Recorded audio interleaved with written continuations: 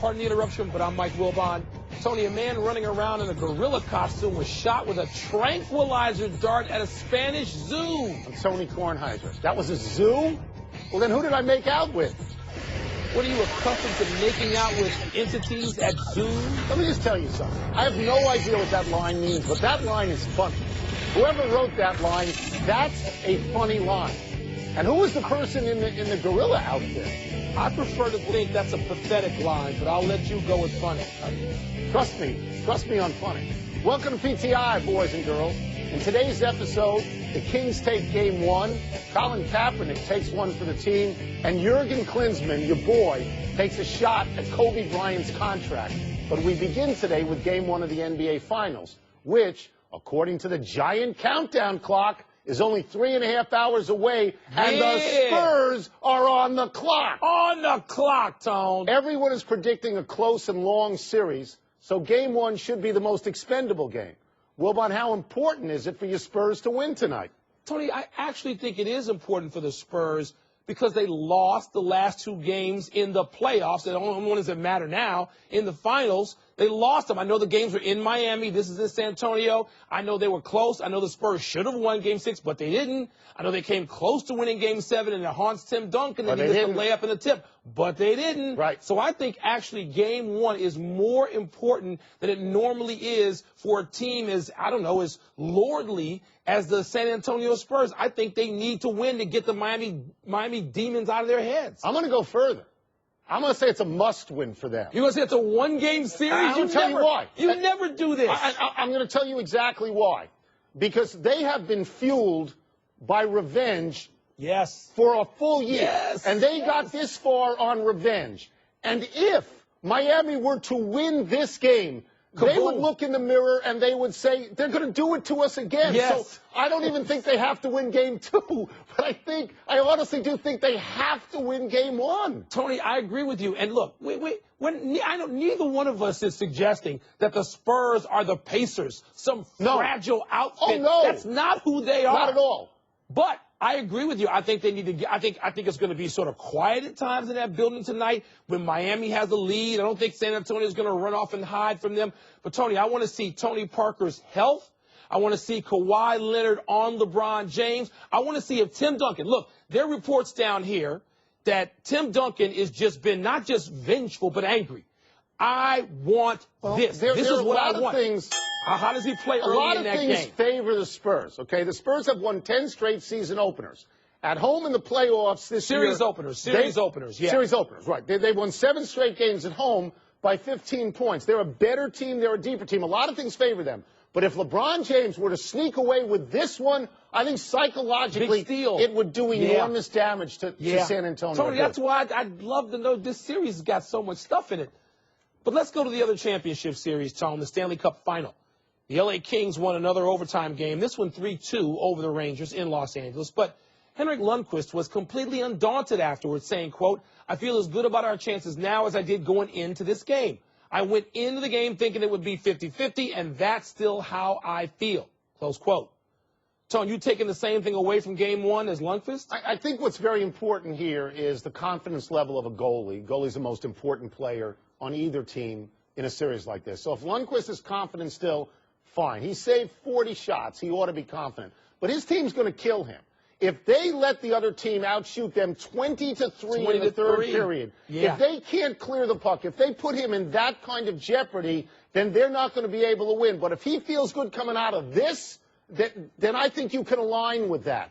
Yeah, that's good. The question, how is he's going to feel coming out of game 2, if the same result happens? Look, Tony, the reason why we talked yesterday about, picking this series and why, and the thing that watching Los Angeles a lot, because they just beat the Blackhawks, that I noticed was they just wear you down. They wear you out with offensive pressure. They are so fast. They can get off so many shots. They have so many guys who can do that. And I realize Lundqvist is often up to these kinds of challenges. Yeah, 40 saves. But, Tony, that third period barrage, I think the Kings can do that in each game. Not every period, but at least one. You can't ask your goalie to make 40 saves while the other goalie makes 25. And, by the way, Quicker was not very good against the Blackhawks. He let in 2 last night, but the second one was off his own guy's skate. He had already made the save. So if Quick is equal to Lundqvist, then I don't think there's any question that Los Angeles is going to win. But it's confidence. I mean, a guy walks away losing in overtime and still feels good. That's Tony, a good sign. He better have a lot of it because he's playing against the highest scoring team in the postseason. They can flat out bring it. So it's going to be an interesting matchup of offense versus great defense. ProFootballTalk.com has the details of Colin Kaepernick's new contract with the 49ers. And far from being the highest guaranteed money ever, people now see the contract as friendly to the 49ers. Not only is the guaranteed money far short of $61 million, Kaepernick himself says, quote, part of the way the contract is written and the way it was negotiated was so they would be able to sign other players, unquote. Wilbon, are you going to credit Kaepernick for helping his team, or did he not get enough for himself? I'll get to that.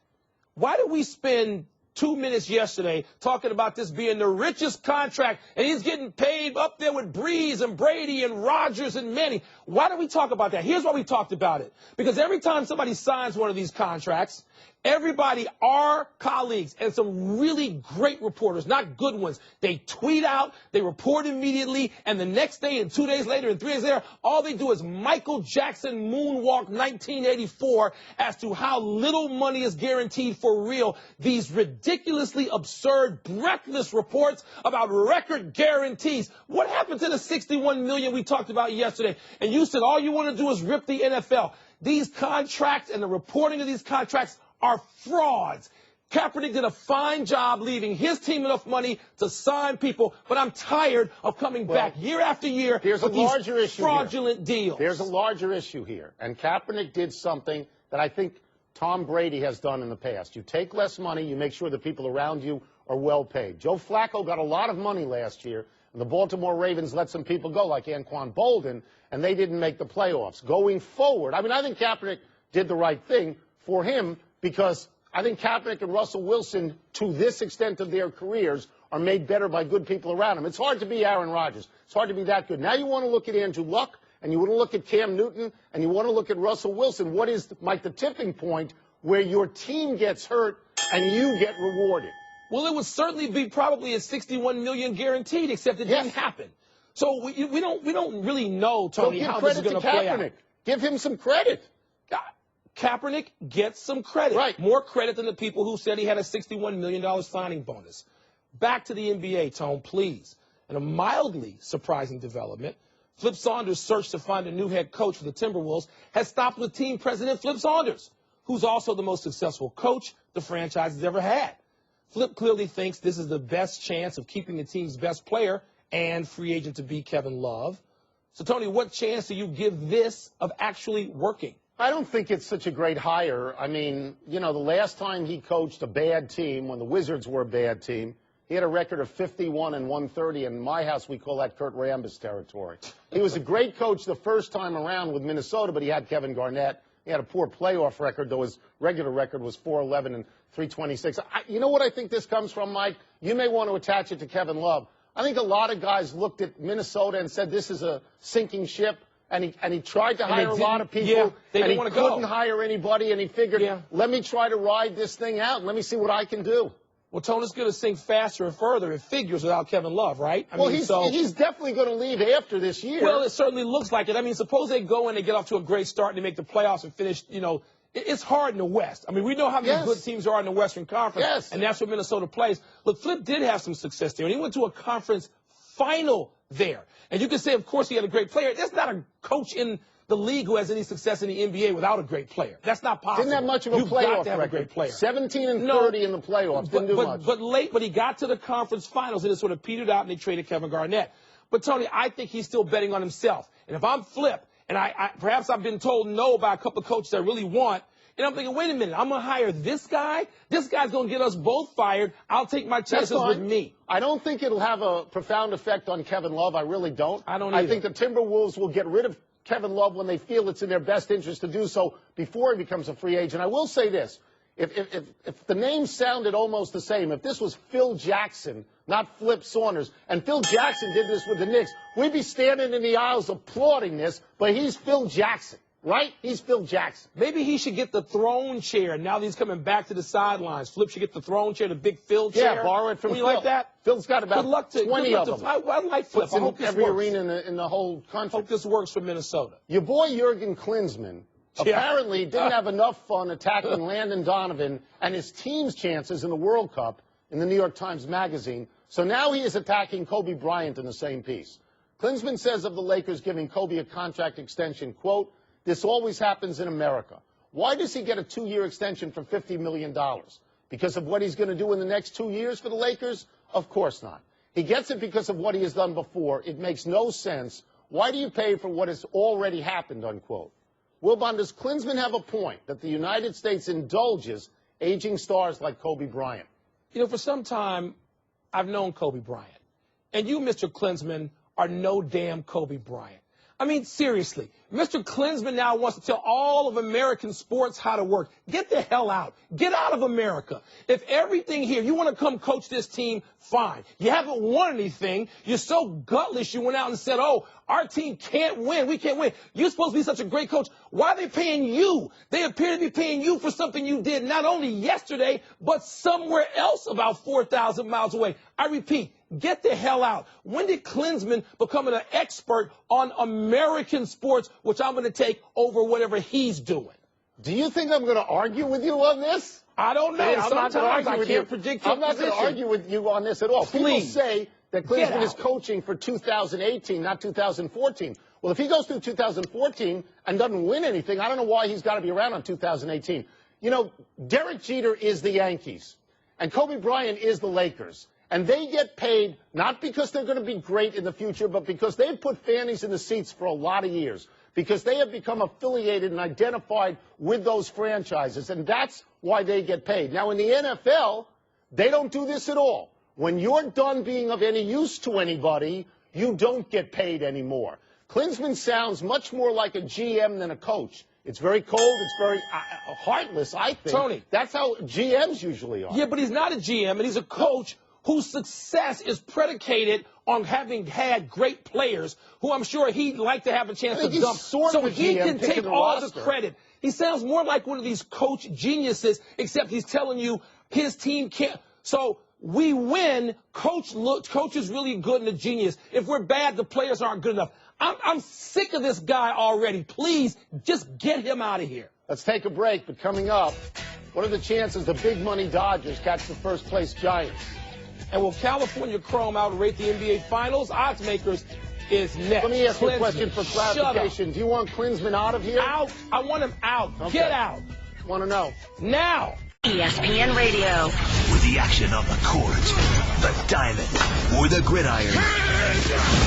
Comes alive. The NBA. The Miami Heat have won the 2013 NBA title. Major League Baseball. The Boston Red Sox have won the World Series. The Bulls Championship Series. The tide has risen again. The third time in 4 years. You're home for the best in sports play-by-play. ESPN Radio.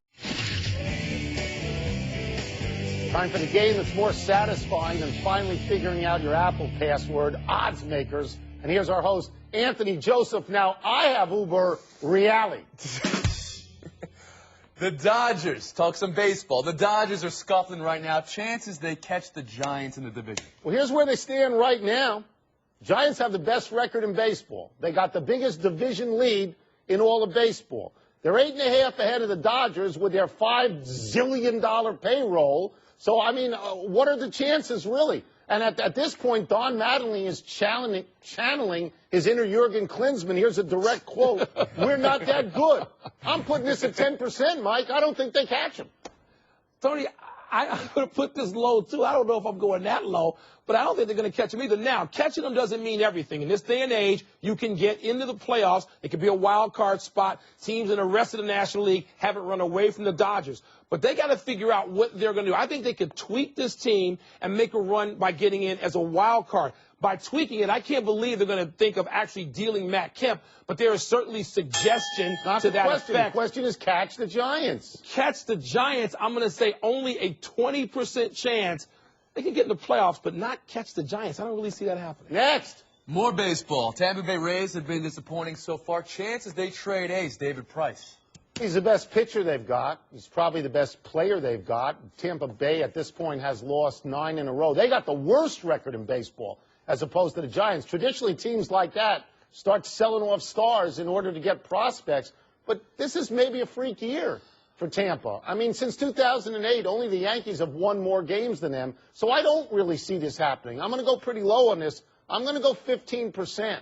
Well, Tony, I'm going to go higher on it. I'm going to go 45% because it seems like they've been doing the dance with David Price, and they are absolutely a small market team in the way they conduct business. And so they've been doing this dance because they want Price at a certain price, and it doesn't seem like they can get it. And we could go to arbitration. They got all these issues with Price, and their farm system is said to be, if not depleted, then certainly down. The cupboard is not full, so this way they can get minor league prospects back. But, Tony, I wouldn't do it, but I think they will. One bad year. Next. That's all it is. You've heard the expression jump out of the gym before. All right. Chances Zach LaVine has a meaningful NBA career. The reason this comes up is because with a running start, Zach LaVine jumped 46 inches straight up at a Lakers workout yesterday. Now, people will say, well, he had a running start. Let me explain something, people. In basketball, you're allowed to have a running start. I couldn't go 46 inches if I had dynamite in my pants. All right? So you're buying him, if he's a stock, totally on potential. He didn't even start at UCLA. Meaningful NBA career. I got to be doubtful. I don't think I could go any higher than 20%, but he seems interesting. He's got raw talent. He's raw. Of all the people who you could look at and make a solid case where you want to sit this kid down and say, listen, son, you got a world of raw talent, but it's raw. It needs to be coached. You need to be coached up. He's a sixth man. He didn't do anything in the tournament. He doesn't have it. You don't really know if he can handle or play defense. People are comparing him to a young Russell Westbrook. Please stop. Meaningful off what we know now because he can jump. 10%. That's as high as I'm going off what we know now. Next. All right, this last one, this could get bloody. This could get Game of Thrones, Viper versus Mountain between you two. Chances Saturday's Belmont outrates Game 2 of the NBA Finals on Sunday. Okay, the fact that California Chrome is going for the Triple Crown is going to add millions of people to watching this thing. The last time this happened, in 2008, the Belmont got a 9.0 rating. Last year, Game 2 of the NBA playoffs got an 8.5 rating. That's pretty close, and I think that will go up because the rematch makes people familiar with both teams. I'm going to say that the horse race will do it slightly because there's a lot of competition at Sunday night. So I will go 55% in favor of the horse race. I don't know, and I don't care who watches. I care about the series. You are there. I am here in San Antonio.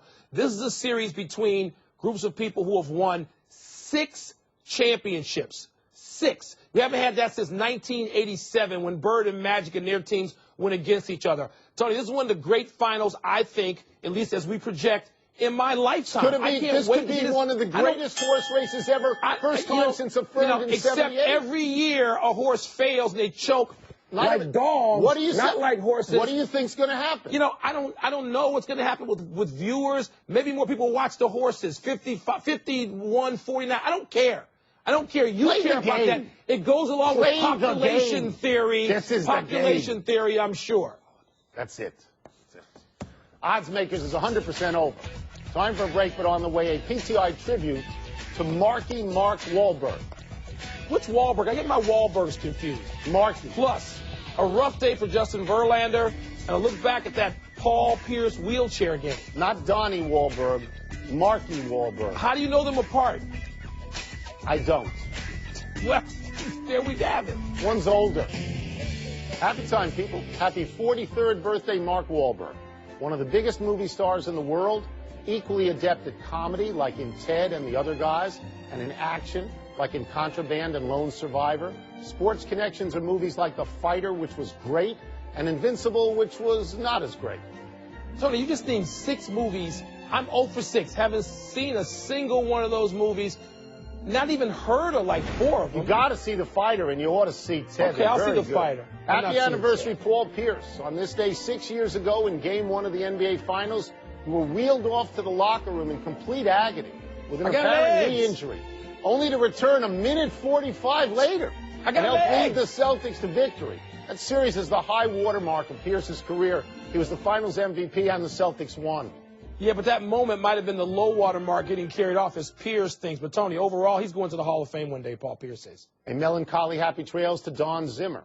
One of the great baseball lifers died yesterday at the age of 83. Zimmer was a player and a coach and a manager on 13 different major league teams. And he sat at Joe Torre's side for 4 world championships with the Yankees. He was a much beloved and occasionally comical figure. No highlight reel is complete without Pedro Martinez cavalierly throwing him to the ground. He spent 66 years drawing paychecks from baseball, which is amazing. Also amazing, Tony, he once got married in a minor league ballpark at home plate between games. And I can't think of Zimmer without the chaw. Does anybody have that anymore? Anybody in Major League Baseball have that? Not that he much. Had it all the time. A big wad. Trying to find out what we messed up, Reality. And in his later years, he's taken to wearing the number of the years he was in baseball as his uniform number. So this past year with the Rays, number 66. Wilbon, you had moonwalking reporters, 1984. First moonwalk ever, 25th anniversary Motown, 1983. Okay, I was close. Yeah. Great show that was. That's when he did Billie Jean. Let's go to the big finish. Purdue is putting pictures of students on their helmets if they buy their VIP ticket package by June 10th. You want to enroll? Students have to buy a VIP package at Purdue. That's the headline there to me. Justin Verlander was roughed up again today, and his ERA is up to 4.19. Should the Tigers be concerned, Tony? I love Verlander, but getting over 4 in the ERA, you got to be a little bit concerned. The Padres beat the Pirates last night 3-2, despite getting only 1 hit. Are you impressed? First inning bunt single, but 9 walks. That's as good as singles every time, Tone. Kobe Bryant and Michael Jordan had a private dinner together in Beverly Hills last night. What do you think they talked about? How much they hate LeBron. I want him to win. Last one, Major League Baseball draft is tonight. Do you have any interest in that? NBA Finals. That's where I am, big boy. See if you can find it on your dial. We're out of time. We'll try and do better the next time. And I'm Tony Kornheiser. I'm Mike Wilbon. Same time tomorrow, knuckleheads. Check out the PTI podcast on iTunes. Darius Rucker, shout out. There's a wedding you got to sing at now. PTI.